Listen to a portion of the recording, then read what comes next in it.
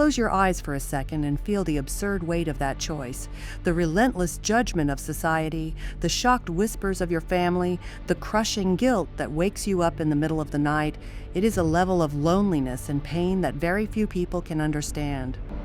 Now, imagine having to make that decision while being the most famous and loved bride on the planet, under the crosshairs of thousands of cameras. When Jennifer Aniston married Brad Pitt in a $1 million ceremony, the chair reserved for the woman who gave her life was completely empty. What the media tried to sell at the time as the whim of a spoiled star was, in fact, the breaking point of decades of psychological abuse, relentless criticism, and a devastating public betrayal. Jennifer's mother, Nancy Dow, wasn't just an ordinary woman. She was a stunning model from the 1960s, one of those women whose beauty stopped traffic. And when you grow up being raised by someone whose only currency with the world is physical perfection, the overwhelming weight of that expectation falls entirely on your little shoulders. From a very young age, Jennifer was told that her eyes were too small, that her face was too round, that she was clumsy and unworthy of admiration. Nancy was a relentless perfectionist. She looked at her own daughter with the critical magnifying glass of a beauty pageant judge, always looking for flaws. Her self-esteem was crushed and trampled before she even understood what that word meant. And the cruel irony of fate is that the girl who felt like the ugly duckling of the family ended up becoming the iconic Rachel from the show Friends. The entire universe found her stunning, talented, and magnetic. The entire world, except her mother. At the absolute peak of Jennifer's fame, Nancy did the unthinkable. Driven by a dark mix of resentment, a desperate need for attention, and a deep envy of the spotlight that now belonged to her daughter, Nancy published a memoir. She revealed the most intimate secrets, private fights, and exposed her daughter's vulnerabilities for the delight of the tabloids.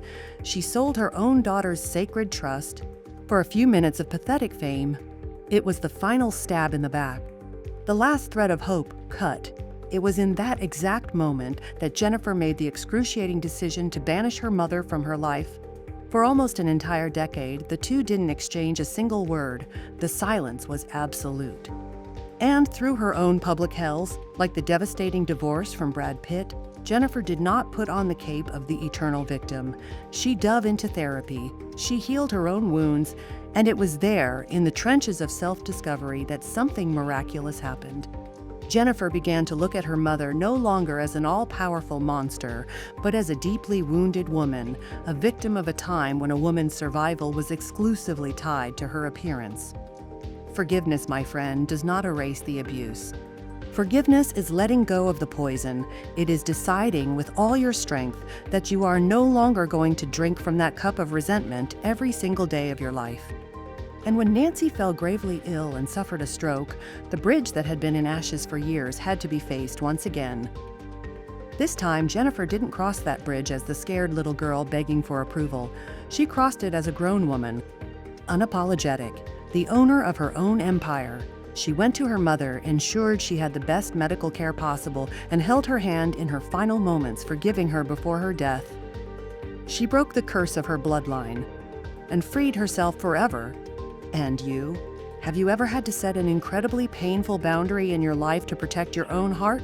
Leave your story here in the comments, because your courage might be the exact cure another woman needs to read today. And if you refuse to bow your head to life and want to hear more stories of extraordinary women and their incredible triumphs, subscribe to the channel.